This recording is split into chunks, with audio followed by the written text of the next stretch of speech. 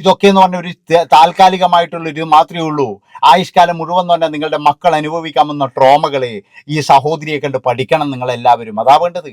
ഈ സഹോദരി ചെയ്യുന്ന കാര്യങ്ങൾ, അവർ ചെയ്യുന്ന നന്മകള്, ഇതൊക്കെ ചെയ്തിട്ടും അവർ ചെയ്യുന്ന നന്മകൾ, ഇവിടെ വിധവകളാണ് അല്ലെങ്കിൽ വീട് പോറ്റാൻ വേണ്ടിയിട്ടാണ്, അവരെങ്ങനെയെങ്കിലും ജീവിച്ചോട്ടെ എന്ന് പറയുന്ന വേട്ടാവളിയന്മാരോട് എനിക്ക് പുച്ഛമാണ്.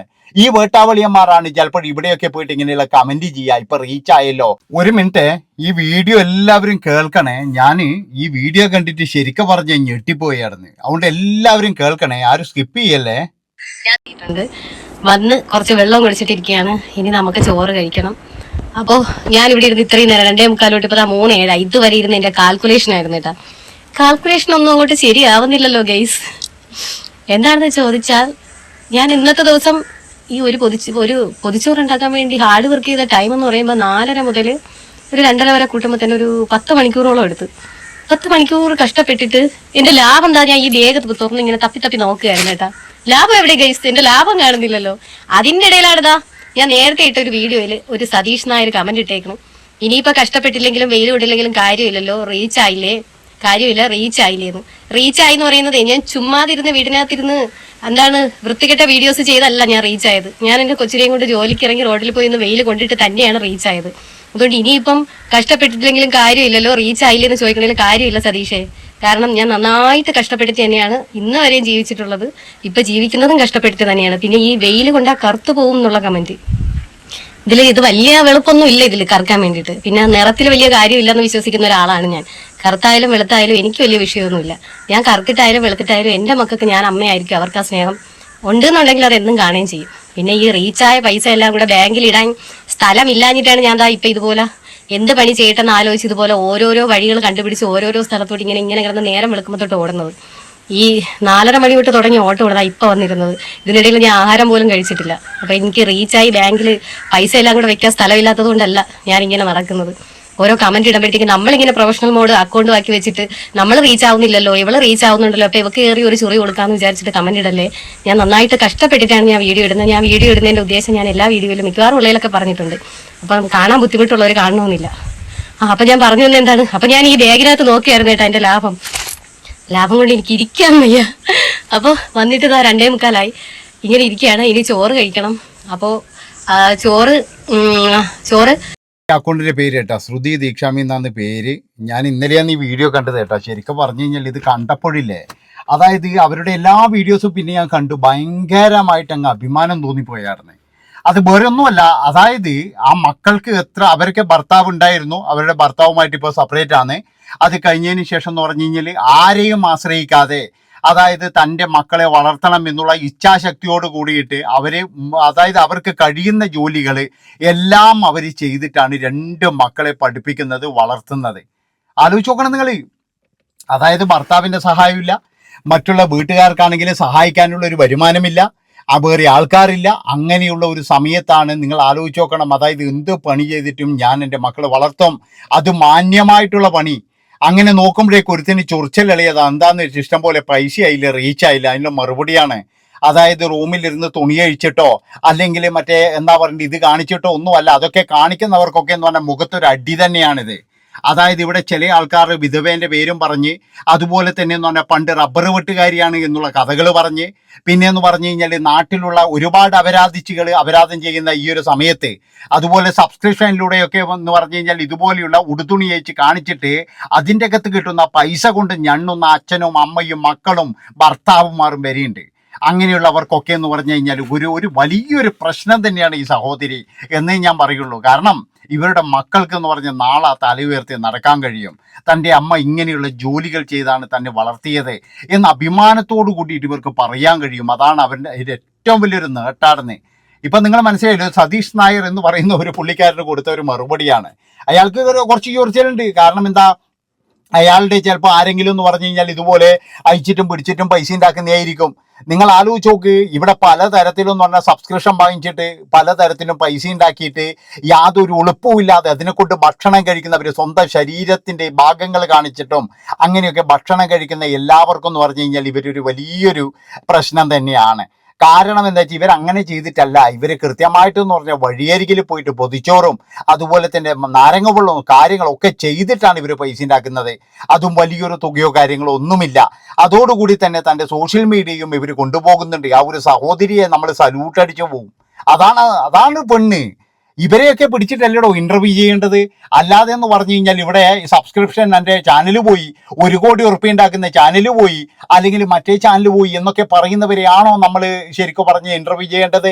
ഇവിടെ ഇന്റർവ്യൂ ചെയ്യുന്നത് ആരെയാണ്? പണ്ട് റബ്ബർ വെട്ടുകാരിയായിരുന്നു, ഇന്ന് ഞാനെല്ലാം കാണിച്ചു നടക്കുന്നു, എൻ്റെ ഭർത്താവാണ് ക്യാമറ പിടിക്കുന്നത് എന്ന് പറഞ്ഞവളെ, അതുപോലെ തന്നെ 1 കോടി രൂപ ഞാൻ സമ്പാദിക്കുന്നുണ്ട് എൻ്റെ പ്രൈവറ്റ് പാർട്സുകൾ കാണിച്ചിട്ട് എന്ന് പറയുന്നവളെ, പിന്നെന്ന് പറഞ്ഞു കഴിഞ്ഞാൽ ഇവിടെ എന്താ പറയുക, ബെഡ്റൂമിൽ വെച്ചിട്ട് ലൈവ് ചെയ്തിട്ട് സകലതും കാണിച്ചു കൊടുത്ത് പൈസ ഉണ്ടാക്കുന്നവരെ, ഇവരെയൊക്കെ ആണോടോ നിങ്ങൾ ശരിക്കും പറഞ്ഞു കഴിഞ്ഞാൽ സ്ത്രീ എന്ന് വിളിക്കേണ്ടത്?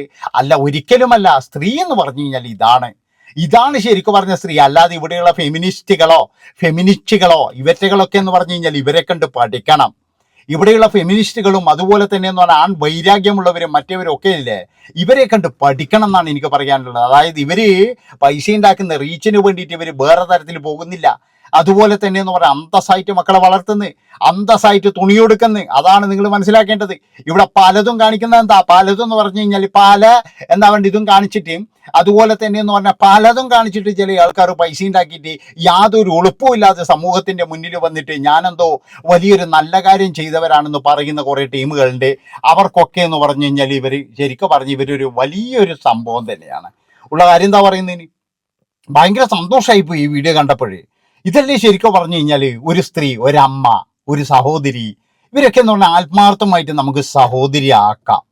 അതാണ് നിങ്ങൾ മനസ്സിലാക്കുന്നത്. നമ്മളെ സഹോദരിയാണ് അവർ നമ്മളെ സഹോദരിയാണ്. ആ ഒരു സംസാര ശൈലി അവർ പറയുന്നില്ലേ, കൃത്യമായിട്ട് അവർ പറഞ്ഞു കൊടുത്തില്ലേ. ഞാൻ റൂമിൽ കയറി ഇരുന്നിട്ട് അനാവശ്യം കാണിച്ചിട്ടല്ല റീച്ചാക്കുന്നത്. ഇങ്ങനെയും റീച്ചാക്കാം. ഈ എളുപ്പത്തിന് റീച്ചാക്കാൻ വേണ്ടിയിട്ടുള്ള കുറേ ടീമുകളാണ്. 385 രൂപ സബ്സ്ക്രിപ്ഷനും അതുപോലെ തന്നെ ഉളുപ്പം നാണോ മാനോ ഇല്ല. എൻ്റെ മക്കൾക്കൊക്കെ എന്ന് പറഞ്ഞാൽ നാളെ എന്തായിരിക്കും സംഭവിക്കുക എന്നറിയാം. അതായത് ഈ ഇങ്ങനെ പൈസ ഉണ്ടാക്കുന്ന കുറേ എണ്ണത്തിൻ്റെ മക്കൾക്ക് നാളെ എന്താ സംഭവിക്കുക, അതൊക്കെ നമ്മൾ ഒരുപാട് പറഞ്ഞിട്ടുണ്ട്. അപ്പോൾ ഈ സഹോദരിയെ കണ്ടപ്പോഴേ എനിക്ക് ഭയങ്കരമായിട്ടുള്ളൊരു സന്തോഷവും എന്താ പറയേണ്ട ഒരു അഭിമാനമൊക്കെ തോന്നി. നമ്മുടെ മലയാളികളിൽ ഇങ്ങനെയുള്ള ആൾക്കാരുണ്ടോ? നമ്മളെ മലയാളികൾ മരിച്ചിട്ടില്ല. പിന്നെ വേറൊരു കാര്യം എന്ന് പറഞ്ഞു കഴിഞ്ഞാൽ സഹോദരിയോട് എനിക്ക് പറയാനുള്ളത്, ഒരുപാട് എണ്ണം ചൊറിയാനുണ്ടാവും. കാരണം നന്നാവുമ്പോൾ എല്ലാവർക്കും കണ്ണുകടി ഉണ്ടാവും. അതൊന്നും നമ്മൾ കാര്യമാക്കണ്ട, നമ്മൾ മുന്നോട്ട് പോവുക. കാരണം എന്താ അറിയാ, നിങ്ങൾ 2 മക്കൾ നാളെ നിങ്ങളെന്ന് പറഞ്ഞു കഴിഞ്ഞാൽ അത്രമാത്രം കാര്യത്തോടു കൂടി നോക്കും. നേരെ മറിച്ച് നിങ്ങൾ ആലോചിച്ചിട്ടുണ്ടോ? നിങ്ങൾ വേറെ ഏതെങ്കിലും നിങ്ങളിപ്പോൾ പറഞ്ഞു ഞാൻ ലൈവ് ചെയ്തിട്ടോ അല്ലെങ്കിൽ മോശമായ വസ്ത്രം ധരിച്ചിട്ടോ പോയി വീഡിയോ ചെയ്യുന്നില്ല. അതാണ് നിങ്ങളുടെ ഏറ്റവും വലിയൊരു ക്വാളിറ്റി എന്ന് പറയുന്നത്. അതായത് നിങ്ങളുടെ മക്കൾക്ക് നിങ്ങളുടെ അഭിമാനമാണ്. നിങ്ങളുടെ മക്കൾക്ക് തലയുയർത്തി 4 ആളെ മുമ്പിലൂടെ നടക്കാം. മറ്റവറ്റകളുടെ മക്കൾക്ക് ആർക്കെങ്കിലും തലയുയർത്തി നടക്കാൻ പറ്റുമോ? സെലിബ്രിറ്റീൻ്റെ മക്കളായാലും വേണ്ടില്ല, മറ്റുള്ളവൻ്റെ മക്കളായാലും വേണ്ടില്ല, വട തിന്നിട്ടായാലും അങ്ങനെയൊക്കെയുള്ള മക്കൾക്ക് ആർക്കെങ്കിലും മര്യാദയ്ക്ക് നടക്കാൻ പറ്റുമോ? ഒരുത്തനെ പോലും നടക്കാൻ പറ്റില്ല. അവിടെയാണ് നിങ്ങൾ ശരിക്കും പറഞ്ഞു കഴിഞ്ഞാൽ മക്കളുടെ മുന്നിൽ പോലും ദൈവതുല്യരാകുന്നതെന്ന് ഞാൻ പറയുള്ളൂ. ഇങ്ങനെയും ജീവിക്കാം. ഇവിടെ എന്ന് പറഞ്ഞാൽ മറ്റേ സബ്സ്ക്രിപ്ഷൻ എടുത്തിട്ടും അല്ലാതെ എന്ന് പറഞ്ഞാൽ മറ്റോന് ശരീരം കാണിച്ചു കൊടുത്തിട്ടും എൻ്റെ പ്രൈവറ്റ് ചാറ്റിലേക്ക് വാ, ഞാൻ അവിടെ പലതും കാണിച്ചു തരാം എന്ന് പറഞ്ഞിട്ടും അല്ലടോ പൈസ ഉണ്ടാക്കേണ്ടത്. ഇവിടെ ഇതാണ് പൈസ ഉണ്ടാക്കേണ്ടത്. ഈ പൈസക്ക് എന്ന് പറഞ്ഞാൽ നിങ്ങളുടെ കോടികളിനെക്കാട്ടിയും വിലയുണ്ട്. അതാണ് ഒരു ദിവസം നിങ്ങൾ ഈ പൈസ മുഴുവൻ ഇങ്ങനെ ഉണ്ടാക്കിയിട്ട് അവസാനം നാട്ടുകാർ പുഴുത്ത പട്ടിയെ പോലെ നോക്കുമ്പോഴില്ലേ, അതായത് അന്ന് ഈ സബ്സ്ക്രിപ്ഷൻ ടീമിന് മനസ്സിലാകും പൈസയല്ല വലുത് എന്ന്, മറ്റു പലതുമാണ് വലുത് എന്ന് അവർക്ക് മനസ്സിലാകുമെന്ന്. ഇതൊക്കെ എന്ന് പറഞ്ഞ ഒരു താൽക്കാലികമായിട്ടുള്ളൊരു മാത്രമേ ഉള്ളൂ. ആയുഷ്കാലം മുഴുവൻ എന്ന് പറഞ്ഞാൽ നിങ്ങളുടെ മക്കൾ അനുഭവിക്കാമെന്ന ട്രോമകളെ ഈ സഹോദരിയെ കണ്ട് പഠിക്കണം നിങ്ങളെല്ലാവരും. അതാ വേണ്ടത്.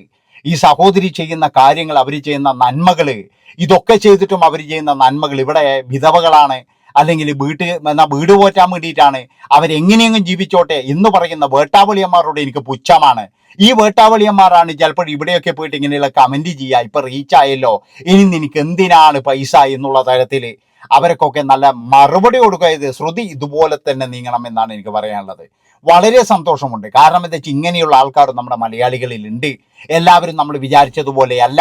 വഴിതെറ്റുന്ന കൂട്ടങ്ങൾ എന്ന് പറഞ്ഞാൽ നല്ല തന്തക്കും തള്ളക്കും പറക്കാത്ത ടീമുകളാണ്. ആ തന്തിയും തള്ളയും പോയ വഴിയിലൂടെ തന്നെയാണ് മറ്റുള്ളവരും പോവുക. അതാണ് നിങ്ങൾ ആലോചിക്കേണ്ടത്. അല്ലാതെ എന്ന് പറഞ്ഞാൽ ഞാൻ പറഞ്ഞല്ലോ, ഇവറ്റകളുടെ മക്കളും ഇതേ തരത്തിലാണ് പോകാൻ പോകുന്നത്. അതുകൊണ്ട് നിങ്ങൾ എല്ലാവരും ഒരു കാര്യം ചെയ്യുക, ഇവർക്ക് നല്ല രീതിയിലുള്ള സപ്പോർട്ടുകൾ കൊടുക്കണം എന്നാണ് എനിക്ക് പറയാനുള്ളത്. നിങ്ങൾക്കെല്ലാം എന്ന് പറഞ്ഞു കഴിഞ്ഞാൽ ഇവർ ആ ഒരു ലൊക്കേഷൻ ഏതാണ്, ഇവർ ഭക്ഷണം കൊടുക്കുന്ന സ്ഥലം ഏതാണ് എന്നൊക്കെ നോക്കിയിട്ട്, തിരുവനന്തപുരം സൈഡാണെന്നാണ് എനിക്ക് തോന്നുന്നത്. കൃത്യമായിട്ടെന്ന് പറഞ്ഞു കഴിഞ്ഞാൽ നിങ്ങൾക്ക് ചാനലുണ്ടവരെ, അതിൻ്റെയൊക്കെ തടിച്ചു നോക്കിക്കഴിഞ്ഞാൽ കൃത്യമായിട്ട് അവരുടെ പേര് വരും. അപ്പോൾ ഇത്രയും പറഞ്ഞുകൊണ്ട് എനിക്ക് ഭയങ്കരമായിട്ട് എനിക്ക് എന്താ പറയണ്ടത്, സന്തോഷം കൊണ്ടിരിക്കാൻ കഴിയുന്നില്ല. അത്രമാത്രം അഭിമാനമുണ്ട്. ഇവിടെ എന്ന് പറഞ്ഞ് എന്തൊക്കെ തോന്നിയവാസങ്ങളാണ് ഓരോരുത്തർ കാണിക്കുന്നത്. ജീവിക്കാൻ വേണ്ടിയിട്ട്, പണം ഉണ്ടാക്കാൻ വേണ്ടിയിട്ട്, ഞങ്ങൾക്ക് ഇഷ്ടംപോലെ പണമുണ്ട് എന്നിട്ട് ഇവറ്റുകളെ കൊണ്ടുവന്നിട്ട് ഇൻ്റർവ്യൂവിൽ ഇരുത്തിയിട്ട് എന്ത് മാന്യതയാണ് ഇവർക്കുള്ളത്? ഇൻ്റർവ്യൂ ചെയ്യുന്നവൻ എന്തെങ്കിലും മാന്യതയുണ്ടോ? അല്ല മറ്റുള്ളവർക്ക് എന്തെങ്കിലും മാന്യതയുണ്ടോ? നന്ദി, നമസ്കാരം, ബൈ ബൈ.